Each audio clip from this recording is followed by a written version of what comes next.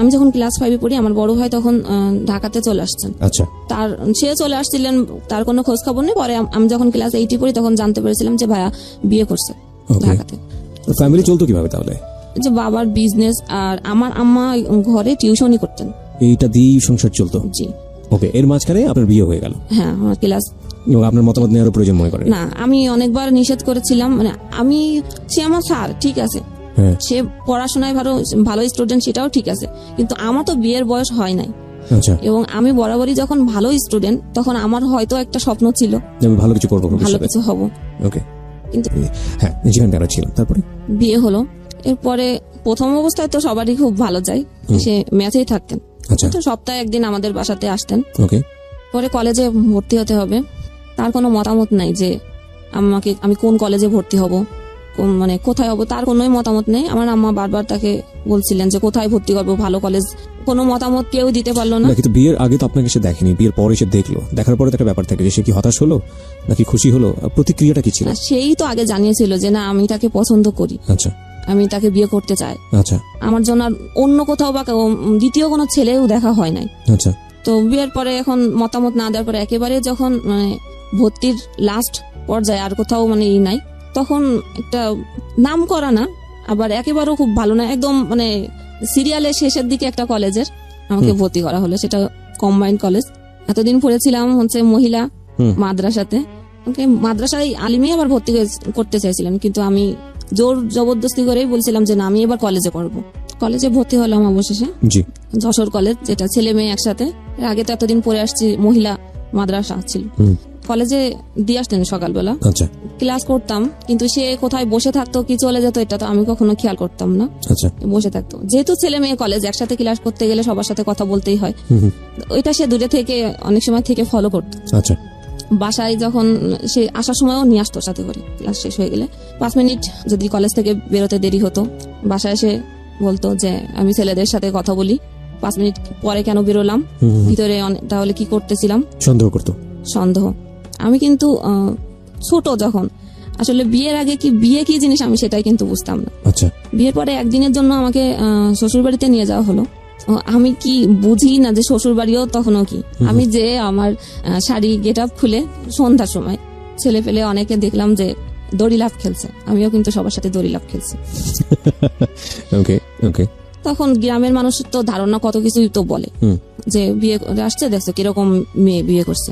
কলেজে তো এই সমস্যা শুরু হলো, সমস্যা একটু একটু করে, যে আমি সন্দেহ, স্যাররা শিক্ষক মিলনায়তন ছিল, কোনো কিছুর টিচারদের কাছে পড়ালেখার জন্য দরকার হতেই পারে, স্যারদের কাছে গেলেও সে দূরের থেকে তো দেখছে, কিন্তু সেটা আমি ফলো করতাম না। বাসায় গেলে বলতে এটা করছো আজকে, ওইটা করছো আজকে। টিচারদের কাছে তোমার এত কি, এটা আপনাকে জিজ্ঞেস করতে আপনার হাজবেন্ড? আচ্ছা। অফ টাইম, ক্লাসের যখন অফ টাইম থাকে সবাই তো কমন রুমে যায়, কেউ ক্যারাম বোর্ড খেলে, অনেক কিছুই করে। আমি তো কোনো খেলায় পারতাম না, তাও খেলতাম, সেটাও করা যাবে না। শুরু হলো মানে মানসিক একটা খারাপ লাগতো যে বিয়ে দিল আমাকে, আমি মানে পড়াশোনা করব, আমি সায়েন্সে পড়ি, সায়েন্সে পড়তে গেলে তো আমাকে সেইভাবে পড়তে হবে, এবং নতুন করে আমাকে আর টিচার দেয় নাই, সেই আমাকে পড়াচ্ছে। তো আগে যখন টিচার ছিলেন 9-10-এ, তখন একটা বিষয় না বুঝলে সেটাকে খুব ভালোভাবে বোঝাতেন। এখন যখন হচ্ছে বউ হয়েছি, তো আমি একটা বিষয় বুঝতে গেলে তোমার মাথায় এইগুলো এখন ঢুকবে না, তুমি এখন বোঝো না, মানে স্বাভাবিক জিনিস বোঝো না। এখন কলেজে যে নতুন নতুন ছেলে পাইছো, এখন আর পড়ালেখা আমাদের, তখন আর আমাকে অত ভালো করে পড়া বুঝাতো না, ফেলে দিত বই খাতা, মানে উচ্চতর গণিত করতে গেলে ওটা একটু হার্ড ছিল, মানে বই খাতা চেলে ফেলে দিত। তো আমি আর আগ্রহ করে আর যেতাম না। পরে আবার বলতো যে তোমার যদি পড়ার ইচ্ছাই থাকতো, আমি বই খাতা ফেলে দিলি কি হবে, ওই বইটা আবার করে এনে আবার আসতে তুমি আমার কাছে শিখতে, মানে সবকিছুই আপনার দোষ। হ্যাঁ, বলে যে আমাদেরও এরকম স্যারেরা অনেক এরকম করছে আমাদের সাথে, তারপরেও আমাদের শিখার আগ্রহ ছিল দেখে আমরা স্যারদের কাছ থেকে জোর করেই শিখছি। এদিকে আমার আম্মা এখন বলা শুরু করলেন যে তোমার এত খরচ, আমি তোমাকে বিয়ে দিয়ে দিচ্ছি, এত খরচ তো আমি টানতে পারবো না। মানে তখন কি আপনি মায়ের বাসাতেই থাকতেন নাকি? হ্যাঁ, মায়ের বাসাতেই থাকতেন। তখন তুলে নেয়নি না? আচ্ছা।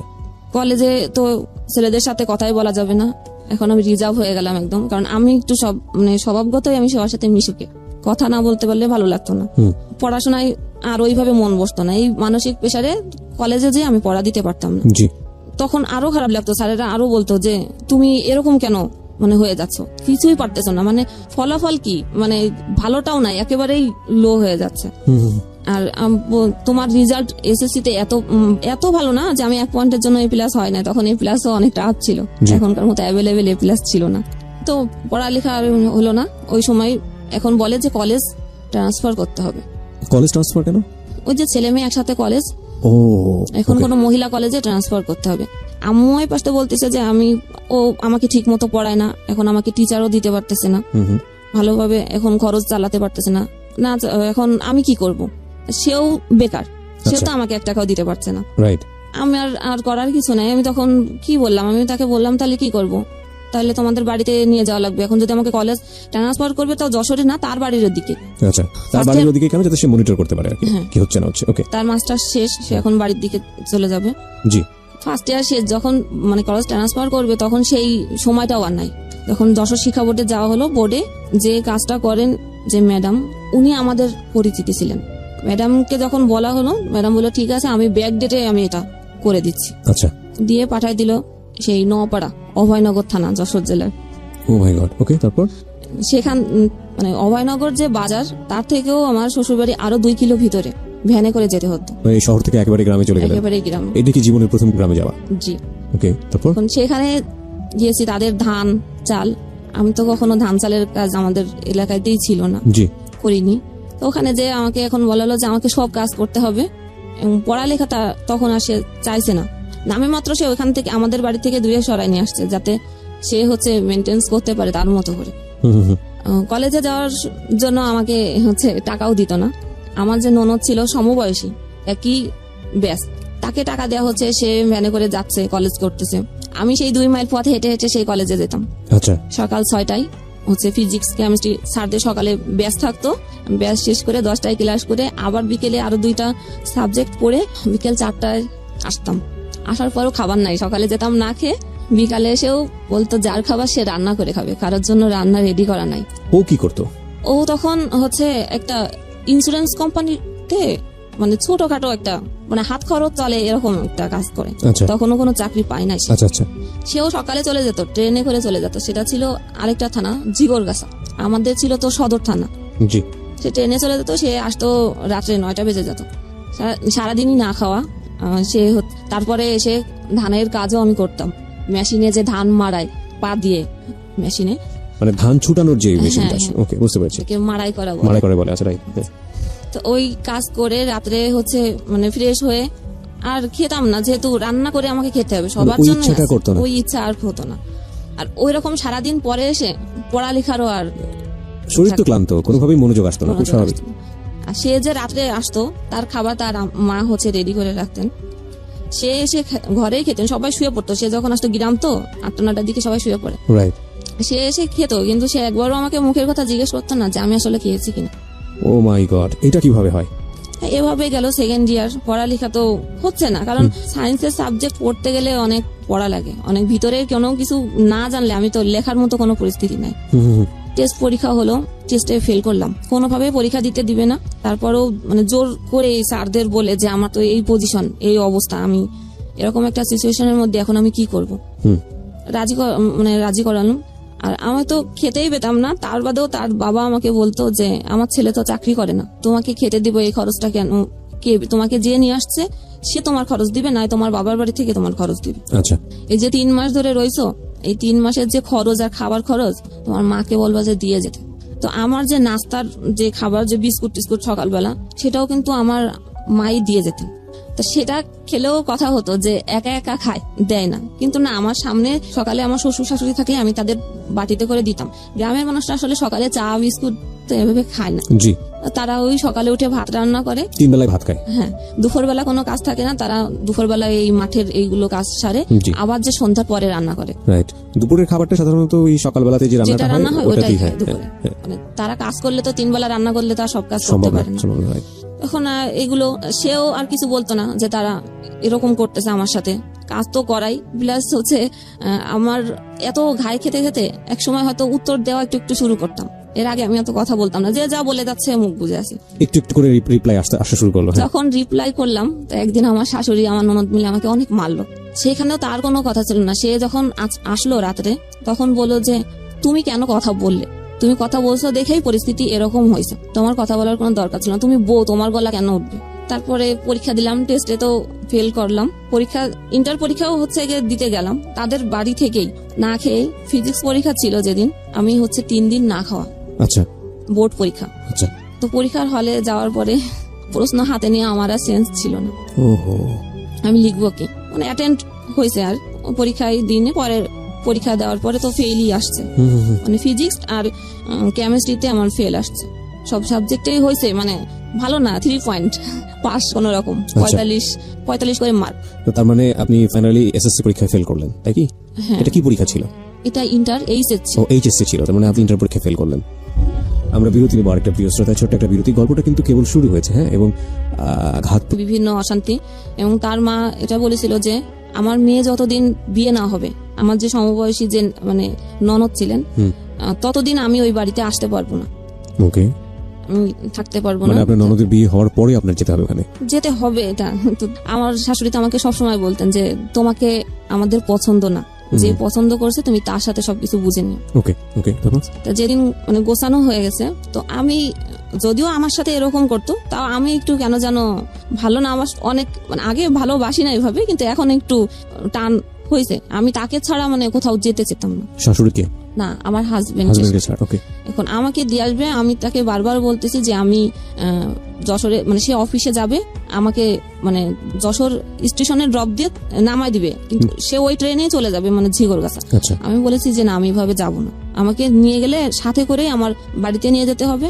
আর আমি তো জানি না যে আমি যে কয়দিন থাকি তুমি হচ্ছে মানে ঝিগরগাছা থেকে যশোর কাছে, যশোর থুয়ে তারপরে অভয়নগর, তা আমাদের এখানে অনেক কিছুদিন থাকো, তারপর আবার একবারে চলে যাব।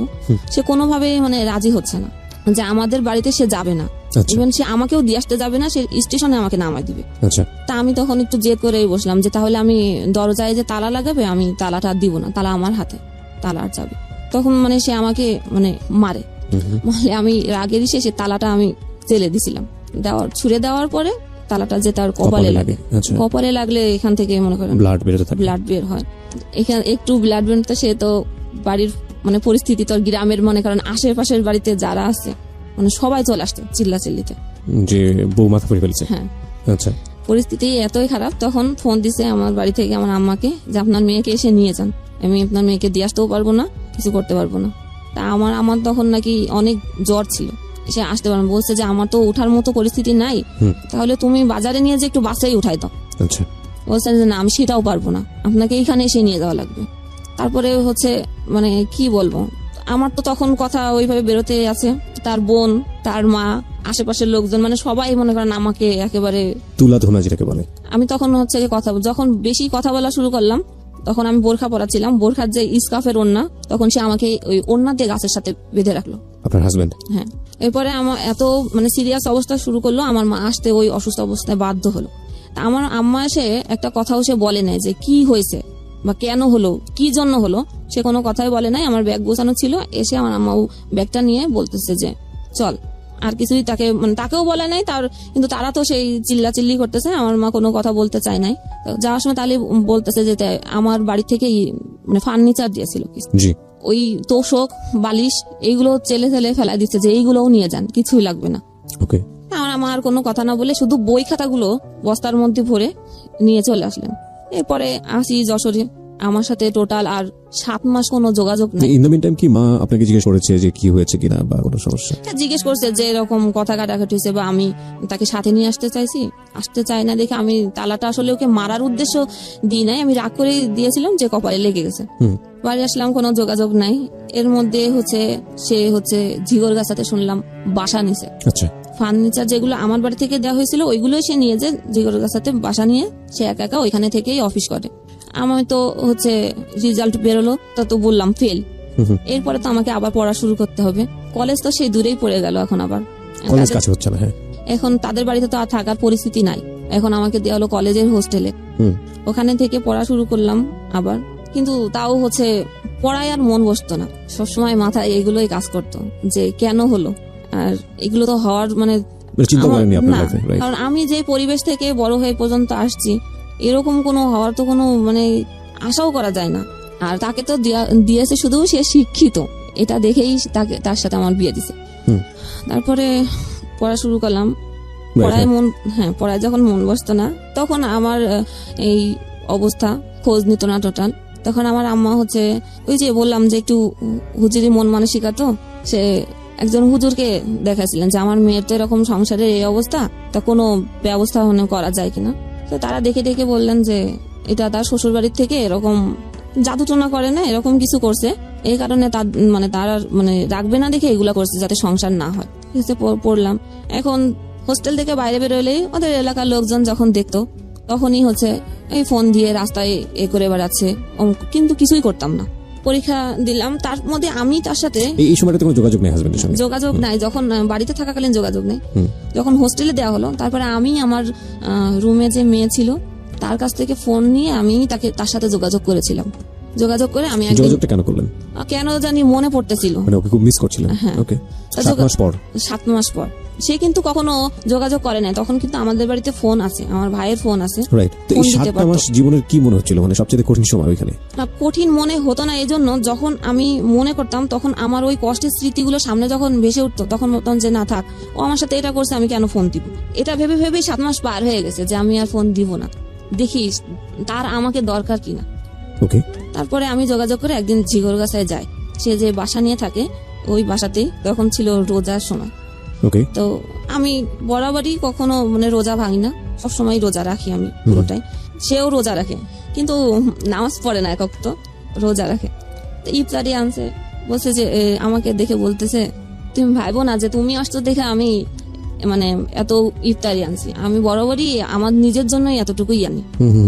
জিনিসটা আমার খারাপ লাগছিল যে আমি এটা তো আনছে, আমি হয়তো ভাবছি যে আমার জন্য আনছে, এটা তো বলার দরকার ছিল না, তাহলে আমি কিছুই বুঝতাম না। এটা যখন আমাকে বলছে তখন আমার একটু খারাপ লাগছে যে আমি এত মাস পরে আসলাম, তার ইফতারি নিয়ে কমান্ড এটা। তারপরে আমার বাড়ি থেকে জানতো না যে আমি তার কাছে আসছি, কারণ বাড়ি থেকে সম্পূর্ণই নিষেধ ছিল যে তার সাথে যোগাযোগ না করার। যখন হোস্টেল থেকে বাসায় ফোন দিল যে ও কি বাড়িতে গেছে, তখন তো বললো যে না, বাড়িতে আসে নাই। তখন আইডিয়া করলো যে ওর ওখানে যেতে পারি, তাছাড়া তো আর কোথাও যাওয়ার জায়গা নেই।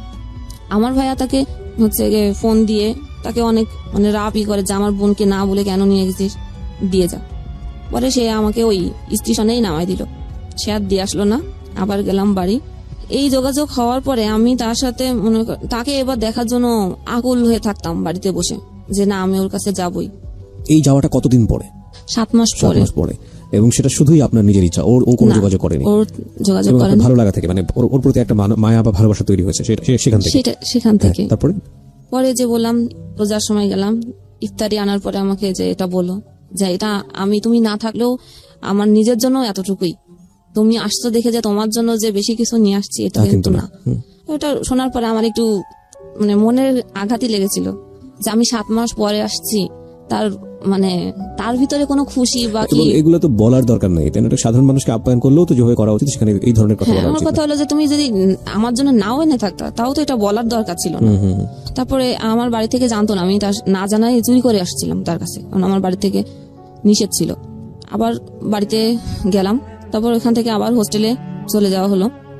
হোস্টেলে ওইভাবেই স্বাভাবিক চলতেছিল। এখন তার সাথে টুকটাক কথা হয়, ওই রুমমেটের মোবাইলে ফোন করে, ওইখান থেকেই কথা বলি। ওই সময়টাতে কি বলছিলেন, আবার নতুন করে একসাথে সংসার শুরু করবেন? হ্যাঁ, তার মধ্যে যে তার কথা হলো যে বাবা মাই হচ্ছে আমাদের দুইজনের মধ্যে বড় ফ্যাক্ট। তোমার মাও একটা ফ্যাক্ট, আর আমার মা বাবাও একটা ফ্যাক্ট। আমরা তো দুইজনের জায়গা থেকে ঠিকই আছি। আর আমি তোমার সাথে যা কিছু করেছি, আমার বাবা মায়ের জন্য আমি তোমাকে কিছু করতে পারি নাই, কারণ তাদেরকে অখুশি করব কিভাবে। এই কারণে আমি সবসময় নিরাপত্তা পালন করতাম, ভাবতাম যে হয়তো এটাও হতে পারে। তারপরে হচ্ছে সে চাকরি পেল ইউনিয়ন পরিষদ সচিব।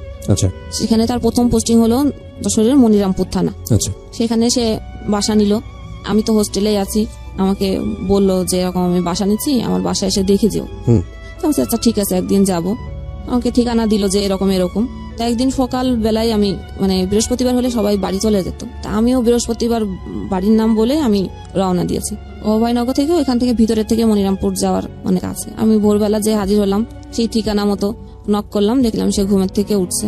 তা বললো যে আসতো তো থাকো, থাকতে বলছে। আমি একবারেই থেকে গেছি যে আপনি একটা সুযোগ চাচ্ছিলেন যে কোনো ভাবে ওর সঙ্গে থাকা, যেহেতু আমার বাড়ি থেকে যে বারবার বলতেছে যে তোমার খরচ, পড়ালেখার খরচ Right, তো কে বেয়ার করবে, এখন সে চাকরি পাইছে, তাকে বলো।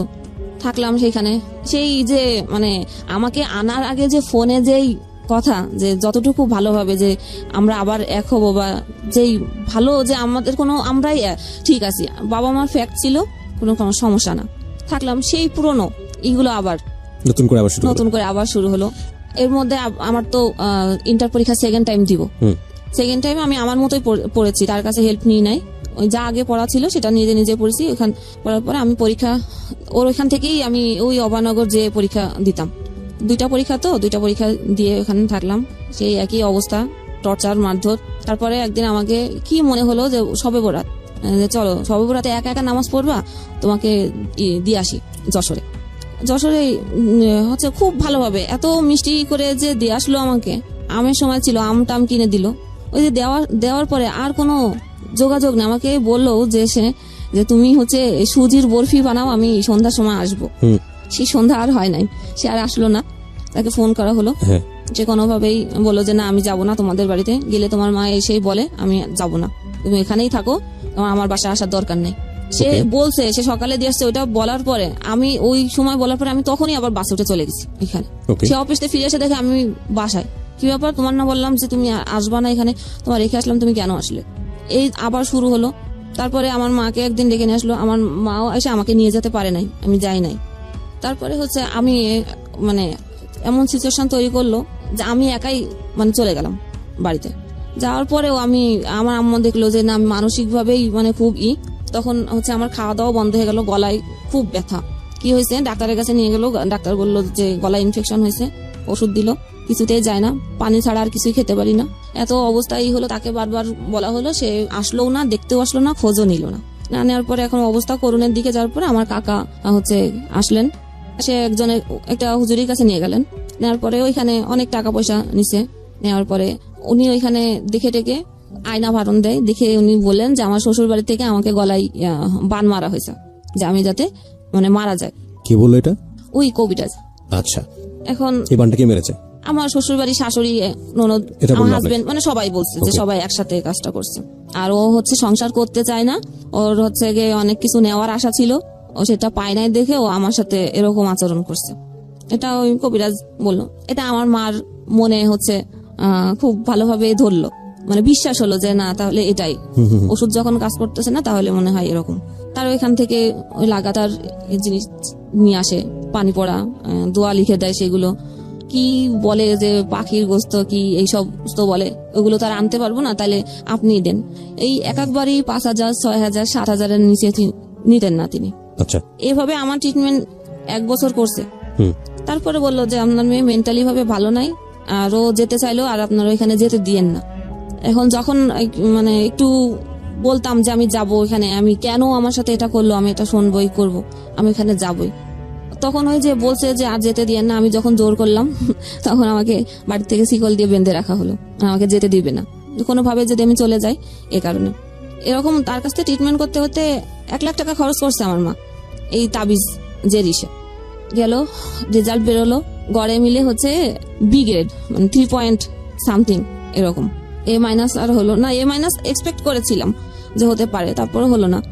এরপরে হচ্ছে ফ্যামিলি থেকে বললো যে তোমার তো এখানে আর যাওয়া যাবে না, তুমি হচ্ছে একে ডিভোর্স করে দাও। আমি কোনোভাবে ডিভোর্স করতে রাজি হইনি। তারপরও বারবার আমার মা বললো যে এখানে তোমার তাবিজ করতেছে, মেরে ফেলবে, তুমি মরে যাবা, তার থেকে ভালো তুমি ডিভোর্স করে দাও। আমি ডিভোর্স করতেই চাই না। তারপরে জোর জবরদস্তি করে তাদের ফ্যামিলি থেকে ডাকা হলো, তারা আসলো অনেকেই। আর আমার ছোট ভাই চাকরি করতেন একটা পত্রিকাতে, সেইখানেও হচ্ছে সবাইকে ডেকে তাদের কোনো কথা বলার স্কোপ দেওয়া হলো না। ডাইরেক্টই আমাদের বাড়ি থেকে কথা যে আমরা আর মেয়ে দিব না, সবকিছু রেডি করা আছে, কাগজপত্র সিগনেচার হয়ে যাক। তো হয়ে গেল, আমি আমার মতে করে ফেললাম। করার পরে আমি বাড়িতে হচ্ছে খুব মানে মানসিকভাবে ভেঙে গেলাম। এতটাই আমি মানসিকভাবে হয়ে গেলাম যে আমি আমাকেও ঠিক মতো ভালোভাবে চিনতে পারতেছিলাম না। এরপরে নিয়ে যাওয়া হলো যে মানসিকভাবে যখন চিনতে পারতেছি না, কাউকে ভালো মতো কথা বলতে পারতেছি না, ডাক্তারের কাছে মানে মেন্টালি যে ডাক্তার থাকে, পাবনার ডাক্তার, যেটা হেমায়তপুর থেকে আসতেন যশোরে, সেখানে দেখানো হলো। ডাক্তার সেখানে ট্রিটমেন্টের মধ্যে কি ওষুধ দিতেন জানি না, শুধু ওষুধ খেয়ে ঘুমাই থাকতাম।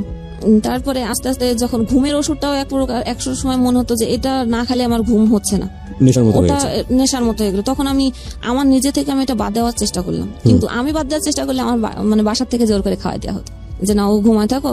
এরপরে ভাবা শুরু করলাম যে কি করা যায়, নিজেকে তো আর এইভাবে বসায় রাখলে তো হবে না। আমি যদি এই 2টা সার্টিফিকেট নিয়ে আমার ব্যাকগ্রাউন্ড এটা হলো, আমার ডিভোর্স হয়ে গেল, এটা নিয়ে আমি এখন কোথায় যাব? এমনিতেই আমাকে পড়ার খরচ দিতেই যায় না, কোনো রকম শেষ করলাম। যেখানে এক্সপেক্ট ছিল যে ইন্টার শেষ করে আমি মেডিকেলে একটা চান্স নিব, তো আমার বান্ধবীরা সবাই হচ্ছে মেডিকেলে চান্স পেয়েছে, সেখানে ফার্স্ট টাইম ওরা চান্স পেয়েছে, আমি সেকেন্ড টাইম ওদের পিছে পড়ে গেলাম। সেটা আমি হয়তো পাবো, কিন্তু রেজাল্ট ভালো না থাকার কারণে আমার আর সেটা সুযোগ হলো না। তখন ভর্তি পরীক্ষার জন্য ট্রাই করা শুরু করলাম, আর নিজেকে এন্টারটেনমেন্ট দেওয়ার জন্য বাড়িতে তো টিভি ছিল না, ওখানে যশোরে শুধু FM শোনা যেত 2টা স্টেশন। এন্টারটেনমেন্টের জন্য আমি রেড FM শুনতাম, ওকে, গান শুনতাম। আমার ফ্যামিলি থেকে তো এটা নিষিদ্ধ ছিল। নিষিদ্ধ ছিল, অনেক হেডফোন কেটে কেটে ফেলে দেওয়া হয়েছে।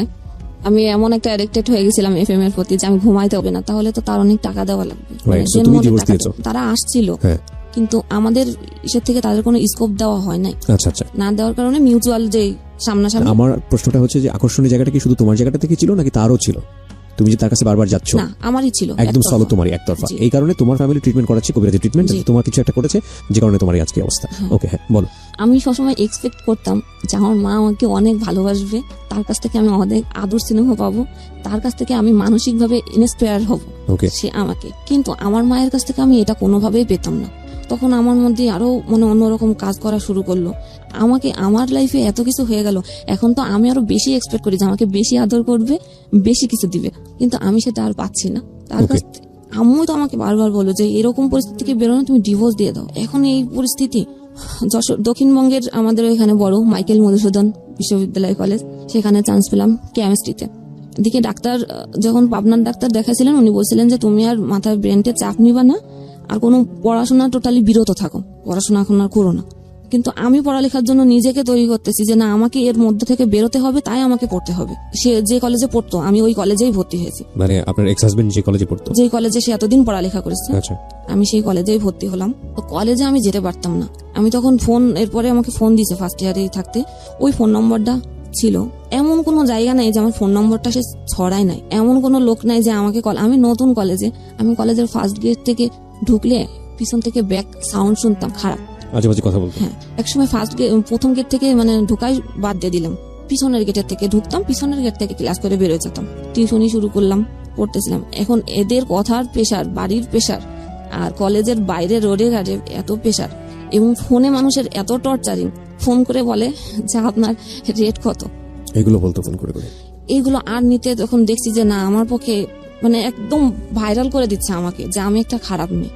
এটা এটাই আমার viral। এক্স হাজবেন্ড করছে এটা। ওকে, এগুলোর প্রেশারে আমি একদম মানসিকভাবে আরো ভেঙে পড়ি, চলে আসলাম কলেজ ট্রান্সফার করে ঢাকাতে। এই চাপগুলো, সামাজিক এইসব চাপের কারণে। জি। আচ্ছা, তখন সেকেন্ড ইয়ার শেষ করেই আমি মিরপুরে চলে আসি, বাংলা কলেজে ট্রান্সফার হয়। আমার বড় ভাই থাকতেন তো ঢাকাতে, তার কাছেই আসলাম। আসার পর একটা কিন্টার গার্ডেনে ঢুকলাম। কিন্টার গার্ডেনে আসলে বেতন কত তো জানেন, হ্যাঁ, বুঝতে 2,000 টাকার বেশি দেয় না। ওখান থেকে 2টা টিউশনি, ইনকাম ছিল 4,000 মাসে। ভাইয়াকে দিতে হতো ঘর ভাড়া 2,500, খাবারের জন্য 1,500। আপন সে ভাই? আমাকে ফ্রি খাওয়াবে না। জি, আপন ভাই, বড় ভাই, আমার থেকে 10 বছর মানে সিনিয়র।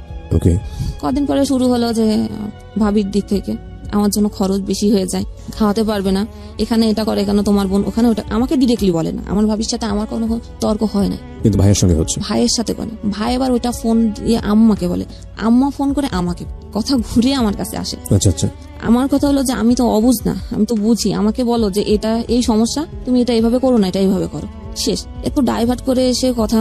একসময় ভাবি একদিন দেখি কান্না করতেছে বিকেল বেলা। কি হয়েছে ভাবি তোমার? কিছুই বলে না। রাত্রে এসে মানে ভাইয়ার সাথে সেই জ্ঞানজাম। পরে আম্মু আমাকে ফোন দিয়ে বলে যে তুমি আলাদা হয়ে যাও। কেন, কি হলো? যে তোমাকে খাওয়াতে পারবে না, তোমার ভাইয়ের সংসারে অশান্তি হচ্ছে তোমার জন্য। আচ্ছা আচ্ছা, ঠিক আছে। আমাকে বই কেনার জন্য আমার খালাতো ভাই আমাকে টাকা দিয়েছিলেন 2,000। তো আমি আর বই না কিনে ওই সময় হাড়ি পাতিল চাল টাল যা লাগে ওগুলো কিনে নিয়ে আসছি। ওইগুলো কিনে নিয়ে আসার পরে সে সন্ধ্যের সময় আসলো, রোজা, সেদিন সেকেন্ড রোজা। ভাইয়া সন্ধ্যের সময় আলাদা হয়ে গেলাম একদিন, সে একদিনে কোনো খোঁজ নিল না, তার রুমের সাথেই রুম, জি। সে খোঁজ নিল না যে আমার বোন যে আলাদা হয়ে গেল, সে কি রান্না করলো, কি খেলো, কোনো কথা নেই। সন্ধ্যের সময় এসে বলতেছে যে আমাকে টাকা দে। আমি টাকা দিব মানে আমি টাকা কোথায় পাবো? সে আমাকে ওই টাকা চাওয়ার জন্য যে কথা বললাম, সে আমাকে এত মার মারলো। ছোট ভাই? আমার বড় ভাই, যে যার আচ্ছা, সাথে আচ্ছা। খায়। তো ঘরে আলনা ছিল, আলনা ভেঙে ওই কাঠ দিয়েই আমাকে মারলো। এই কানে এমন একটা থাবা মারলো যে কানের পর্দাই ফেটে গেছে। ও আর কি বলতেছে এরপরে আমি আর কিছুই শুনতে পাচ্ছি না, কারণ এক কান তো বন্ধ হয়ে যায়, আরেক কানও বন্ধ হয়ে গেছে, দুই কানে আর কিছু শুনতে পাচ্ছি না। ও তো আমাকে মারতেছেই। আমি মানে একদম মানে শুনতে না পারলে আমি কি রিয়াক্ট করব, আমি আর রিয়াক্ট করতে পারছি না। মারটার খেলাম। ঘর যেভাবে মানে টাকা খোঁজার জন্য একটা মানুষের ঘরে ডাকাতি করলে ঘরে যে অবস্থা করে, ও সেই অবস্থা করছে ঘর। আচ্ছা। এবার ছোট ভাই তো তারাবি পড়তে গেছে, ও এসে দেখে যে ঘরের এই অবস্থা। কি হয়েছে বললাম, টাকা চাইছে, আমি দিইনি দেখে আমার সাথে এই বিহেভ। পরে আম্মাকে ফোন দিল, আম্মা আসলেন ঢাকা থেকে, এই যশোর থেকে ঢাকায় আসলেন, কিন্তু আম্মা কোনো রিয়াক্ট আর করলেন না যে কেন করলো এই। ডাক্তার তখন দেখলাম কানের থেকে ব্লিডিং হচ্ছে। ব্লিডিং হওয়ার পরে বুঝলাম যে আমি কেন শুনতে পাচ্ছি না। ওকে। এরপরে ডাক্তার দেখালাম পিজিতে। কান দেখে বলেছিল যে আর মানে পর্দার জোড়া লাগবে না, কিন্তু লেগে গেছে কোনো কারণে। ওখান থেকে এবার আমাদের বলা হলো যে বাসা চেঞ্জ করে চলে যেতে। তা আমার এক কলিগ আমাকে বাসা দিলেন, বললো যে মেয়ে কলিগ, ওনার বাসা, বললো ছোট একটা রুম আছে, তুমি আমার বাসাতেই থাকো, সমস্যা নেই। থাকলাম এখানে। এবার ওইখান থেকে চাকরিও চেঞ্জ করে আমি মিরপুরেই চলে আসলাম, দারুসালাম থানার এদিকে চাকরি। এখানেও আরেকটা স্কুলেই আসলাম। 4th ইয়ার পরীক্ষা শেষ হলো। তো আম্মু বললো যে অনেকদিন তো থাকছিস, আয়। মানে আমার মার কথা হলো যে আমি মা, আমি সন্তানের মানে ভালোর জন্য করতেছি, যা করতেছি এটাই রাইট, তোমার কথা বলার কোনো স্কোপ নেই, বা আমার যে কি ইচ্ছা এরকম কোনো ইচ্ছা প্রকাশ করার মতো জায়গা নাই। আচ্ছা। তখন আবার সেই একই ওইরকম নোংরা কথা টুকটাক বলেই, আমি ওই নোংরা কথাগুলো আমি কখনো মানে করতে পারি না। ওই যাওয়ার পরে একই অবস্থা। এরপরে আমার একদিন রাগ হলো, আমি তাকে বলেই বসলাম যে আমার যে ডিভোর্স হলো, আমাকে তো কিছু টাকা দিয়েছিল, মানে কাবিনের যে টাকা। এখন তো যখন আমি এই কথাটা বলি তখন 2013 সাল, আমার ডিভোর্স হয়েছে 2007 সালে। তা এত বছর আমার টাকা তো আমার মা আমার কাছ থেকে বলেই বলছিল, কিন্তু টাকাটা আমার হাতে দেয় নাই, তাদের কাছে দিয়েছেন। আমাকে বললো যে তোমার ওই টাকাটা নিয়ে আমি ঘর তৈরি করতেছি, আর তোমাকে একটা মানে ডিপোজিট করে দেবো তোমার ভবিষ্যতের জন্য। কত টাকা ছিল? 65,000 টাকা দিছিলেন। আচ্ছা। আমার মা সেটা দিয়ে ঘর তুলছেন, তোলার পরে ভাড়া দিছে, তার মতো সে চলে। আমার জন্য কোনো ডিপেস করে নাই সেটা আমি জানি না, কারণ আমি মাকে বিশ্বাস করছি। তখন তার কাছে আমি টাকা চেলাম, সে সেম আমার মাথা নষ্ট হয়ে গেছে। ওই রিয়াকশন থেকে আমি পাগল হয়ে গেছি। আবার ওইখানে দৌড়লেন, তারাও বলছে হ্যাঁ পাগল টাগল হয়ে গেছে। আর হচ্ছে গিয়ে সেটাও না, ওই পাগল মাথা একটু নষ্ট হয়েছে, সেটার কারণ হলো যে তার অন্য কারোর সাথে অ্যাফেয়ার আছে, সেই কারণে সে টাকা চাচ্ছে। এই কবিরাজি ট্রিটমেন্ট? জি। আমি আমার মাকে হাজার বোঝানোর চেষ্টা করেছি যে আমার কারোর সাথে অ্যাফেয়ার নেই। যদি সেটাই হতো তা আমি ঢাকা শহরে তো এত কয় বছর পার করে আসলাম, আমি তো অনেক কিছুই করতে পারতাম। আমি সেটা করি নাই কখনো। সে শুনলো না। এক প্রকার রাগ করেই আমি বলেছিলাম তাহলে আমার টাকাগুলো আমাকে ফিরাই দাও, এবং এই যে কত বছর আমাকে টাকাগুলো রাখছো সেটার লাভ সহই আমাকে দেওয়া লাগবে। এটা যখন বলার পরে সে কি করলো, আমার মাথা তো নষ্ট হয়ে গেছে, সে বাড়ি থেকে চলে গেল। আমার মা রাগ করে যে আমার বিভিন্ন আত্মীয় স্বজনের কাছে যে বললো, এবং কবিরাজের কাছে তো আগে গেছেই, বলেছে যে আপনাকে টাকার জন্য আপনার মেয়ে আপনাকে মেরেও ফেলতে পারে। আমার মার মনে ভয় ঢুকে গেল। ও মাথা যখন খারাপ হয়ে গেছে তখন মনে হয় সত্যি সত্যি হচ্ছে যে আমাকে মেরে ফেলতে পারে। সে আমার থেকে দূরে থাকে, রান্নাঘরে খায়। আমাকে কখনো একবারের জন্য আমার মা বলে না যে আমি তো খাচ্ছি, তুই তো এই ঘরে আসিস, আয় আমার সাথে মানে বসে খা, ভালো মন্দ রান্না হচ্ছে, পোলাও রান্না হচ্ছে, মাংস রান্না হচ্ছে, আমাকে কি বলে না একবার খেতে। ওর বলার স্টাইল অনেক বেশি হেসে হেসে বলে, এবং আমি খুব ভালোভাবে খেয়াল করছিলাম এটা একজনের ধরন। এই হাসিটা কি আসলেই হাসি? এই হাসিটা আসলে কান্না, অভিমান, কষ্ট, কিংবা যদি বলেন রাগ, দুঃখ, যাই বলি না কেন আসলে এক্সপ্লেইন হয় না, আপনারা নিজের জায়গা থেকে বুঝে নেবেন। হ্যাঁ বলেন তারপর।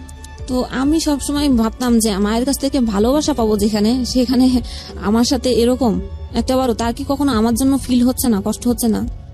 আমার মার একটা কথা, আমি 50 টাকা তোমাকে দিতে পারবো না, তোমার কাজ তুমি করে নিয়ে তোমার জীবন আমি কোথা থেকে দেবো? কিন্তু আমার মায়ের অ্যাবিলিটি এমন ছিল না যে সে আমাকে দিতে পারবে না, বা আমার মা আমার ভাইদের প্রতিও ডিপেন্ডেন্ট ছিল না যে ভাইরা দিবে সেই হিসাবে তাকে চলতে হবে। ওকে। আমাদের বাড়ি হচ্ছে যশোরেই 2 তলা বাড়ি, নিচে ফ্ল্যাট ভাড়া দেওয়া। 2 তলা বাড়ি আপনাদের? হ্যাঁ। তারপর এইরকম অবস্থা? নিচে ফ্ল্যাট ভাড়া দেওয়া, 2 পাশে টিন শেড ঘর করা, সেখানে ভাড়া দেওয়া, এবং আমার ভাইয়াও টাকা দেয় আম্মুকে। আমার আম্মার একার খরচ তো আর আসলে অত লাগে না, ঠিকই আমাকে পারে না দিতে, কিন্তু সে আমি চাইলে দিচ্ছে না। কিন্তু আমি দেখতেছি যে কবিরাজের বাসায় 5,000, 6,000, 10,000ও যদি লাগে, ইভেন যদি তার ধার করাও লাগে, সে দিয়ে আসছে অন্ধবিশ্বাস থেকে। হ্যাঁ, ধার করেও সে টাকা দিয়ে আসছে।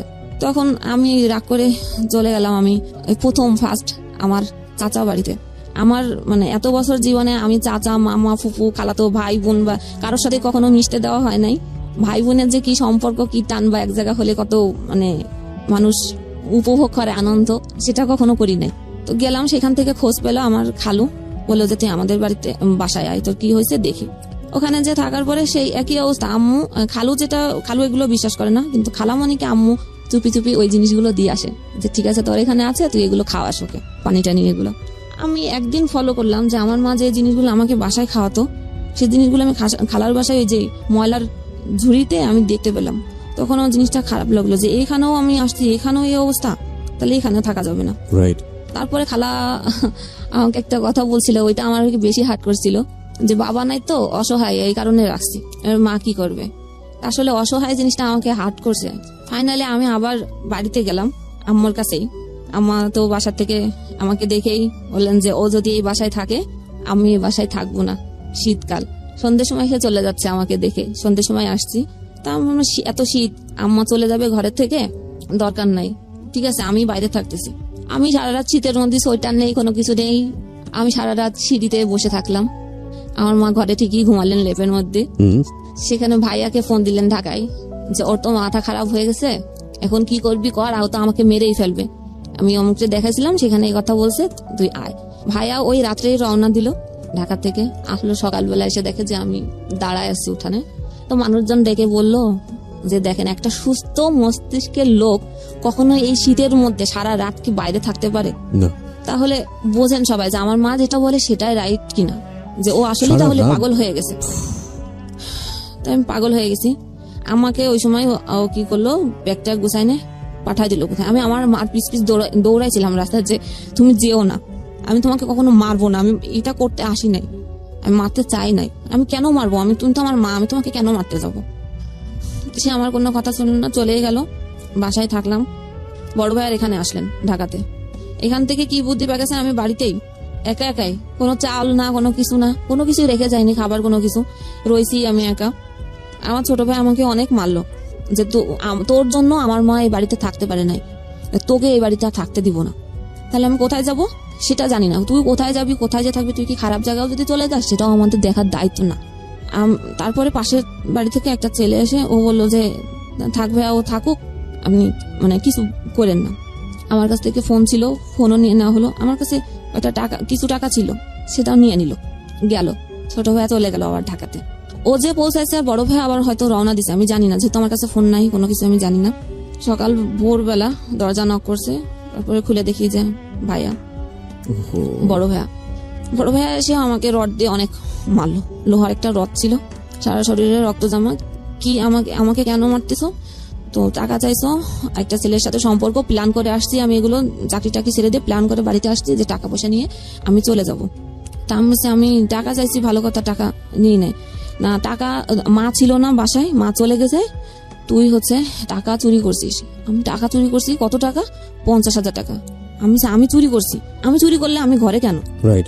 আমি চুরি করলে তো আমি নিয়ে চলে যেতাম, তাহলে আমি কেন? আমি যদি প্ল্যান করে থাকতাম কারোর সাথেই চলে যেতাম, তাহলে তো আমার উপযুক্ত সময় ছিল যে বাড়িতে কেউ নাই, আমি তো নিয়ে চলে যেতাম। যখন সে আমার কোনো কথাই শোনে নাই, প্রচুর আমাকে মারলো এবং বাইরে থেকে তালা লাগা চলে গেল। যে আমার আব্বুর একটা ফ্রেন্ড ছিল পাশে, তাকে ডেকে আনলো। আনার পরে তাকে বললো যে আম্মা বলছে যে ও হচ্ছে ঘরে সোনা গহনা ছিল, সেগুলো চুরি করে পাস করছে, আর 50,000 টাকা ছিল, সে টাকা ও পাস করে দিচ্ছে। তা আমি বলছি এটা কে বলছে? বলছে মা বলছে। আমি বলছি আম্মা বলছে? আমার বিশ্বাস হয় না, কারণ আমি এত বছর সে আমাকে মানুষ করছে, আমি চোর কি আমার হাত টাকা নেওয়ার অভ্যাস আছে কিনা একমাত্র সেই ব্যক্তি আমাকে বলতে পারবে যে আমি কেমন। তা আমার মা যদি বলে থাকে যে আমি চুরি করছি, তাহলে আমি বাড়ি থেকে হচ্ছে চলে যাব। তা বলছে ঠিক আছে, আম্মাকে ফোন দিচ্ছি।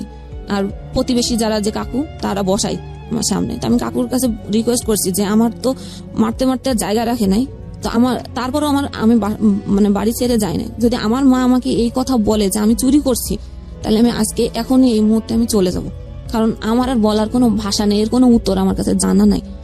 ফোন দিল, লাউডে দিল। হ্যাঁ, আমার মা ওই পাশ থেকে বলছে যে আমার ঘরে 50,000 টাকা ছিল, ও চুরি করছে, গহনা ছিল 5 ভরি, সেটাও নিছে। আমি আর কোনো রিয়াক্ট করলাম না, বললাম আচ্ছা কাকু ঠিক আছে। কাকুর চুপুর নিলাম, বাট আমার সার্টিফিকেট গুলো কেড়ে নেওয়া হলো। আমার ভাই আমার সার্টিফিকেট গুলো কেড়ে নিল, দিল না। আমি সার্টিফিকেটের জন্য ওয়েট করতেছিলাম যে কখন দেয় ওটা। কোথাও যে করব কিছু করে, সেটার জন্য আমার সার্টিফিকেটের প্রয়োজন আছে। তারপরে বাড়িতে থাকতে দিল না, বের করে দিল সময় যে আমি আমার কাকু আমাকে নিয়ে গেলো যে আমার বাসায় থাক, দেখি তোর মাকে বোঝাতে পারি কিনা। এটা তো আপনার মেয়ে, ও তো চাইলেও পারবে না কোথাও যে কাজ করতে, বা আপনি কেন এটা বুঝতেছেন না। তাই কোনো কথাই সে শুনলো না। আমি ঠিক করলাম তাহলে আমি কোথায় যাব। তো ব্যাগটা নিলাম। সেদিন ছিল, দিনটা মনে আছে যে 14 ফেব্রুয়ারি 2015 সাল। আমি সেই আগের যার সাথে আমার বিয়ে হয়েছিল, এক্স হাজবেন্ড, জি, আমি তার অফিসে গেলাম। এতদিন পরে গেলাম। সেইখানে যাওয়ার পরে সে একটু নাচেনার ভান করেছিল আমাকে দেখে। তারপরে ওইখানে যারা ছিল, মানে অফিসে তো অনেক লোকই থাকে, সেখানে পরিস্থিতি সামাল করার জন্য সে মানে নর্মালি আমার সাথে কথা বলল। বলার পর আমি বললাম যে আসলে আমার বাড়ির পরিস্থিতি একটু খারাপ, এরকম অবস্থা, আমার আসলে যাওয়ার জায়গা নেই, দেখে আমি লাস্ট অবধি এখানে আসছি, যে আমার একটু থাকার ব্যবস্থা করা যায় কিনা। সে তখন তার কলিগের বাসায় আমাকে কিছুদিন রাখলো। রাখার পরে একটা এনজিওতে লোক নিচ্ছিলেন, সেখানে আমাকে পাঠানো মানে কলিগের বাসায় 1 মাস রাখার পরে একটা বাসা নিয়ে দেয়। সেই বাসাতে সে আসতেন বলতে তার যখন ট্রেনিং থাকতেন, এর মধ্যে সে কিন্তু বিয়ে করছে, তার একটা ছেলে সন্তানও আছে। আচ্ছা, এটার পরেও আমি যখন গেলাম, সে আমাকে ওই মুহূর্তে আমার মুখের সামনে সে আমাকে ফিরাই দেয় নাই। সে কলিগের বাসায় 1 মাস রাখার পরে বাসা নিছে। সে যখন খুলনাতে বিভিন্ন ট্রেনিং এ যেত, তখন ওইখানে যে থাকা লাগতো, সেই সময়টা আসতো আমার বাসায় থাকতো। মানে আপনার সঙ্গে একটা হাজবেন্ড ওয়াইফ সম্পর্ক সেই সময়টাতে ছিল। সে যেখানে রাখছে সব জায়গায় তার ওয়াইফ পরিচয় দিয়ে রাখছে, এবং অফিসে যখন গিয়েছি সে কিন্তু বলে না, যে সে তখন পরিচয় করাই দিছে আমার ওয়াইফ। হ্যাঁ, আমার ওয়াইফ। 3 মাস পরে ওই এনজিও চাকরির জন্য আমাকে পাঠায়। সেখানে যখন ভাইবা দিতে যাই, ওই ভাইবাতে ছিল একজন আপু, যে আমাদের এক বাড়ির পরেই তার বাড়ি। সে কিছুটা মানে একটু শুনছিল যেহেতু এলাকায়, তো সে বলছে তুমি ওনার ওয়াইফ, আমরা তো ওনাদের সাথে অনেক বছর কাজ করি, সেটা তো আমি জানি না। আমার তো এখানে আর বলার কিছু নেই, কারণ আমি তার কিছুই বললাম না যে আপু আমার আসলে জবটা দরকার। এখানে ট্রেনার হিসেবে আমি যোগদান করলাম। আপনার বিভিন্ন ইউনিয়ন কাউন্সিলে ভিজিডি চাউল দেয় সরকার থেকে, ওটা একটা প্রকল্প। সেখানে স্যালারি আমার 5,000 টাকা ছিল, কিন্তু সে যে আমাকে ওই চাকরিটা দিয়ে আস্তে আস্তে যে দূরে সরাই দেওয়ার জন্য করছে, সেটা আমি বুঝি নাই। ওই কয় মাসে আমাকে খরচ টরচ দিছে, বাসা ভাড়া দিছে, খাবার খরচ সবই দিছে। এইটুকুই বা করে কে? হ্যাঁ, তাই না? না করলেও তো পারতো। রাইট। এটা করার পরে আর এবং ওই চাকরিতে ঢোকার সময় হচ্ছে 10,000 টাকা দিতে হয় জামানত। এখন অনেক মেম্বার, 10 টাকা করে হলেও অনেক টাকা হয়ে যায়। যখন টাকা তোলা হতো 4 লাখ 5 লাখ করে টাকা উঠতো। এই কারণে জামানত হচ্ছে দেওয়া। 10,000 টাকা সে নিজেই দিল জামানত হিসেবে। এরপরে আর যোগাযোগ যখন করে না, তখন আমি বাসাতে মানুষের কাছে কি জবাবদিহিতা করবো? যে কাউন্সিলরকে আমাকে দিয়ে আসছে, সেখানেও তো সে একই পরিচয় দিয়ে আসছে। আমি তো কাউকেই জবাব দিবে না যে তোমার হাজবেন্ড কোথায়, কেন আসে না। কোন একটা ডাউট আছে, এটা তো মানুষ বোঝে, যে মাসের পর মাস আসে না, ফোন দেয় না, খোঁজ নেয় না, নিশ্চয়ই কোনো সমস্যা আছে। আমি আর কিছু বলতাম না। এরপরে আমি চাকরিটা ছেড়ে দিলাম। এত কথা উত্তর না দিতে পেরে? হ্যাঁ। আচ্ছা, যেখানে থাকবো না ওই মুহূর্তে আর চাকরি নাই। আসলাম কোনো রিলেটিভ না, যেহেতু কোনো রিলেটিভের বাসায় আমি যাওয়ার মতো পরিস্থিতি নাই। শুধু একটা রিলেটিভের বাসায় একদিন গেছিলাম থাকার জন্য 1 রাত, আমার ফুপু বাসায়। ফুপু তো বোন আমাকে, ওই যে চোর একজন, সে আমাকে বটিনে কুপাতে গেছিল যে এই মুহূর্তে বাড়ি থেকে বেরোয় যা, তো এখান থেকেও চুরি করতে পারিস। কি অসহনীয় জীবন, কি অসহনীয়। অথচ সে আমার বোনটা আমার থেকে কিন্তু ছোট। এরপরে আসলাম আমাদের বাড়িতে। আপনি বলছেন এতগুলো ঘটনা ঘটে গেছে আপনার জীবনে, আপনি কাঁদছেন না? মানে আপনি কি পাথর হয়ে গেছেন চোখে? সহ্য করতে করতে এখন আর চোখে পানি আসে না। আমি প্রতি মুহূর্তে যুদ্ধ করছি যে আমাকে উত্তরণ করতে হবে, কিন্তু একটা জিনিস এর মধ্যে শুধু মাথায় কাজ করতো, যে আমাকে পড়ালেখা শেষ করতে হবে। এটা খেয়াল রাখবেন একটু, ওর গল্পটা কোথায় গিয়ে দাঁড়ায়। হ্যাঁ, তারপর এরপর আমাদের বাড়িতে দীর্ঘদিন ভাড়া ছিল। ওনাদের সাথে কোন এক প্রকারে ওইখানে যে রাস্তায় আমার দেখা, ওনারা ওইদিকে বাড়ি করছেন ওই গ্রামে। ওনাদের বাড়িতে যে আমি থাকি 1 মাস, ওনারা অনেক ভালো। 1 মাস থাকছি, আমার আম্মার সাথে তাদের প্রতিনিয়ত দেখা হতো, কিন্তু তারা কখনোই কোনো সময় বলে না যে আপনার মেয়ে আমাদের বাড়িতে আছে। বরং তারা আরো জিজ্ঞেস করতো যে ও কেমন আছে, আপনার মেয়ে কোথায়। বলতো ও আছে, ঢাকায় আছে, কিন্তু তারা তো জানতো যে আমার বাসায় আছে। তো আপনার সাথে যোগাযোগ হয় না? বলতো হয়, মানে যে কোনো একটা ভাবে পাশ কাটায় যেত, আমার কোনো প্রসঙ্গ আসলে কথা বলতো না। তাদের বাসায় 1 মাস থাকার পরে আমি তখন মোবাইলে ফেসবুক অ্যাকাউন্ট খুলি। আচ্ছা, এর আগে আমার ফেসবুক অ্যাকাউন্ট ছিল না। তো ফেসবুকে ফ্রেন্ড লিস্টে মানে নক করতাম ফ্রেন্ড যারা ছিল, যাদের চিনতাম না জবের জন্য। ফাইনালি একজন আমাকে বলল যে হ্যাঁ জব দিতে পারি, শর্ত আছে। কি শর্ত? টেক অ্যান্ড গিভ যেটা এখন চলে, সবাই জানে যে টেক অ্যান্ড গিভ কি। তো আমি সেই মুহূর্তে ভাবলাম যে আমি কখনো এত কষ্ট ফেস করছি, কখনো এইরকম কোনো নোংরা জিনিস আমার মাথায় কাজ করে নাই, কিন্তু আমাকে তো জবের এখন দরকার। তখন আমি মানে রাজি হলাম, কিন্তু আমার মনে ছিল যে আমি জবটা নিব, তারপরে আমি তাকে টেকনিক্যালি অ্যাভয়েড করে যাবো, এরকম কোনো ইচ্ছে, মানে আমি তার সাথে 2 নম্বরই করবো, এটা এরকম একটা ইচ্ছে। আচ্ছা, ফাইনালি আমি আবার ঢাকায় আসলাম। তো যেদিন আমি মানে ঢাকায় আসছি সবকিছু নিয়ে, আমি ঢাকায় এসে কোথায় থাকবো, কোথায় উঠবো আমি নিজেও জানি না। রাত্রে রওনা দিলাম। অন্য সময় আমাদের ওদিকে হচ্ছে ফেরি পার হতে হয়, নদী ঘাট পার হতে হয়, অনেক জ্যাম থাকে। রাত্রে রওনা দিলে সকালে ফেরিতে ওঠে, ওদিন কোনো জ্যাম নাই। পুরো এসে রাত 2টার সময় নামাই দিছে কলাবাগান। এখন আমি কোথায় যাব? এখানে মনে হয় সম্ভবত স্কয়ার হাসপাতাল। আমি হাসপাতালেই বসে বসে ভাবতেছি যে এখন আমি কি করব। আমাকে তো যে জবের জন্য আমাকে ডাকছে ওইখানে আমার ইন্টারভিউ দিতে যেতে হবে। ফোন টিপছি আর ভাবছি যে কি করব। ফোন টিপতে টিপতে একটা ভাইয়ার নাম্বার চোখে পড়লো। আমার বান্ধবীর বিয়েতে যে পরিচয় হয়েছিল বরযাত্রীর, ওইখান থেকে আমি তার নাম্বার নিয়েছিলাম। সে আমার নাম্বার জানে না, যে আমি ঢাকায় থাকি, কখনো যদি ঢাকায় যাও দেখা করো, এরকম। ওই নাম্বারে আমি ফোন দিলাম, দিয়ে বললাম যে ভাইয়া আমি তো এরকম ঢাকাতে আসছি, আমার একটু প্রবলেম আছে, আপনি আমাকে একটু থাকার জায়গা ম্যানেজ করে দিবেন, টাকা পয়সা নিয়ে আপনার হেল্প করা লাগবে না, জাস্ট একটু থাকার ব্যবস্থা। সে বললো ঠিক আছে। তখন ভোর ভোর হয়েছে, সে বললো যে আমি আসছি। সে থাকে ফার্ম গেটে। সে রিক্সা নিয়ে আসলো, এসে আমাকে নিয়ে গেল তার বাসাতেই, একটা ব্যাচেলার বাসায়। ব্যাগ রেখে আমি ফ্রেশ ট্রেশ হয়ে আমি গেলাম জবের ইন্টারভিউ দিতে, টেকনিক্যাল। ওখানে যাওয়ার পরে বললো যে আপনি কালকের থেকে জয়েন করেন। আচ্ছা, জবটা হয়ে গেল, যেহেতু যার লিঙ্কে আমি আসছি, ওইখানে যে ম্যানেজার ছিলেন ওটা ওনার বন্ধু ছিলেন। তা আমি যথারীতি চাকরি করছি, ওনার সাথে আমি আর দেখা করি না। মানে কন্ডিশন ছিল জব হওয়ার পরে আপনি এই রিলেশনশিপে যাবেন। ওকে, আমি আর দেখা করি না। উনি বারবারই হচ্ছে আমাকে নক করতেই থাকে। এরকম করে প্রায় 6-7 মাস পার হয়ে গেছে জবে। অফিসেও যেতেন, আমার ওই অফিসে এই করতেন। আর এদিকে ওই ভাই আমাকে হোস্টেল ঠিক করে দিলেন, হোস্টেলেই উঠলাম। একদিনের পরিচয়, আমাকে চেনেও না, আমার বাড়ি কোথায় সে জানে না, সে আমাকে হেল্প করলো। হচ্ছে জব ভালোভাবে চলছিল, ওটা প্রেশার দেওয়া শুরু করলো। যখন ফোন রিসিভ না শুরু করলাম, তখন আমার ম্যানেজারকে ফোন দিত, ফোন ধরে না কেন। আচ্ছা, ম্যানেজার আমাকে ডেকে জিজ্ঞেস করে তুমি কেন ফোন ধরো না, ওটা না তোমার ভাই? যে হ্যাঁ আমার ভাই। আমি তো জানি যে সে হচ্ছে কি, কিন্তু তার কাছে প্রকাশ করতে পারতাম না। একদিন বাধ্য হয়ে আমার ম্যানেজার স্যার খুবই ভালো ছিলেন, যে মেয়েদেরকে যথাযথ সে সম্মান দিতেন। আচ্ছা, আমি বললাম যে আসলে উনি আপনার বন্ধু, আমি আপনাকে সত্য কথাই বলি যে এরকম একটা সিচুয়েশন আমি পড়ছি। এখন সে তো রীতিমতো আমাকে এই করতেছে, এবং সে আমি যে ঢাকায় আসবো তিনি আগের থেকে আমার জন্য বাসা ঠিক করেছিলেন, কিন্তু আমি জানি না। এবং সে সেখানে বাসা ঠিক করার পরে সেই 6-7 মাস পরে সে বলে যে আমি তো বাসা ঠিক করেছিলাম, যখন ফোন ধরি না, যখন দেখছে যে না আমি তাকে অ্যাভয়েড করতেছি, তখন বলতেছে যে এই 6-7 মাসের বাসা ভাড়া আমাকে দিতে হবে। আচ্ছা, আমি কেন দিব বাসা ভাড়া? যে তুমি তো না করো নাই। আমি আসছি কি আর কখন আসবে সেটা তো আপনি জানতেন, তাহলে আপনি কেন আমাকে না জানায় বাসা কেন ঠিক করলেন? আমি তো আপনাকে একবারও বলিনি যে আমার জন্য বাসা ঠিক করেন আপনি।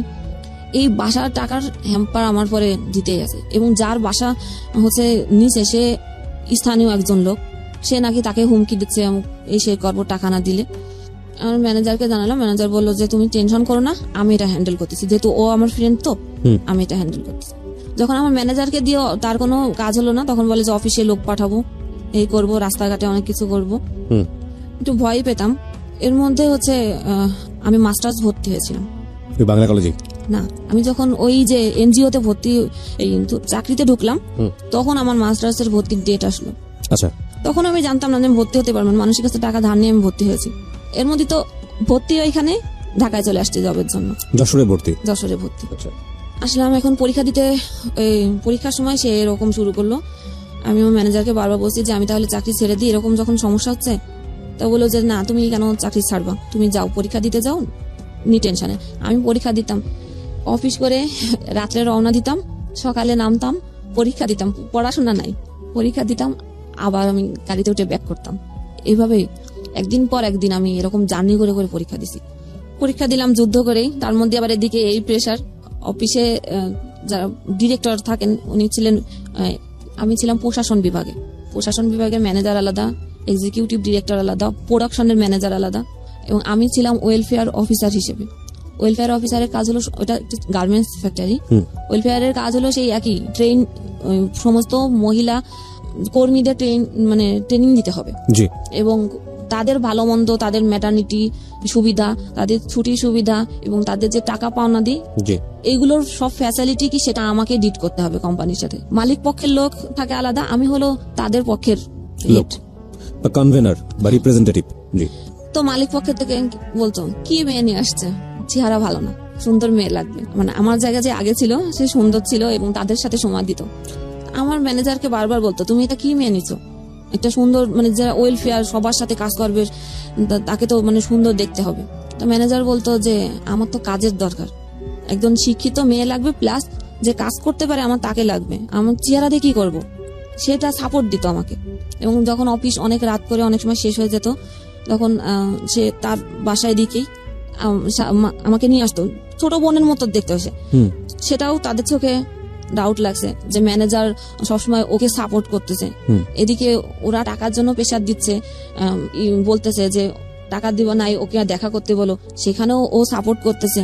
তাহলে আমাদের এতদিনের বন্ধুত্বের সম্পর্ক, আর সে 2 দিন চাকরি করতে গেল, তুমি তাকে বাঁচাচ্ছ কেন? তাহলে Right. নিশ্চয়ই তোমার সাথে ওর কোনো রিলেশন আছে। ওকে এই কথা বলতেছে, তখন ম্যানেজার হয়ে তুমি যখন তোমার কাছে বলে কোনো লাভ নেই, তখন এক্সিকিউটিভ যে ডিরেক্টর তাকে বলা হবে। সেখানেও নোটিশ তারা ফোন দিল যে ওই মেয়ে এই সেই, মানে প্রকার আমি ভালো না, আপনার ম্যানেজার এরকম সাপোর্ট করতেছে। এবং তাদের দিক থেকেও একটা কথা ছিল যে আমার চেহারা ভালো না, মানে সব মিলায়ে এমন একটা পরিবেশ তৈরি হলো যে আমার কাজ করাটা একদম। এবং ম্যানেজারকেও ডেকে তাদের বলা যে তোমার ওই মেয়ের সাথে এই সে আছে, তোমার ওয়াইফকে জানাই দিব। এখন কেউ তো ফ্যামিলিতে এরকম একটা নিতে যাবে না। এখন আমিও ভাবলাম যে আমার জন্য তার কেন হবে, সে তো আমাকে কখনো খারাপ চোখে দেখে নাই, রাইট আর আমাকে তো কোনো খারাপ অফারও সে কখনো দেয় নাই, তাহলে আমি কেন আমার জন্য তার ক্ষতি হতে দিব। নিলাম আমি জব